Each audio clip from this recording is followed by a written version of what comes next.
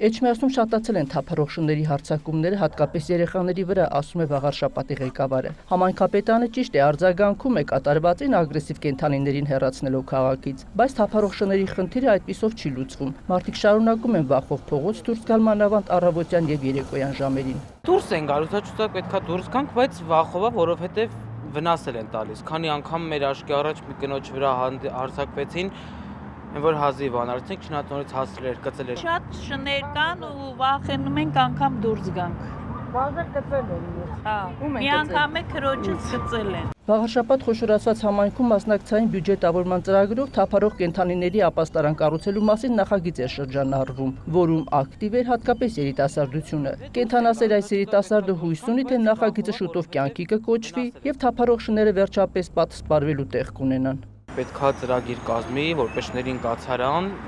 սոցցանցում էր տեղադրված, շատ լավ պայման կլինի,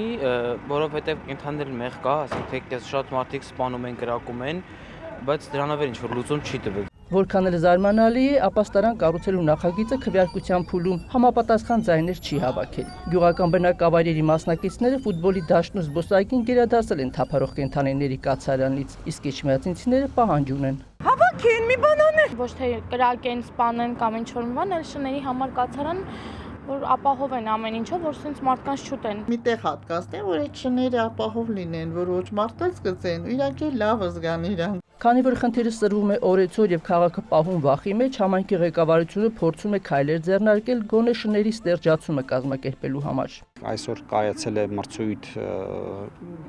շուրջ 9.200.000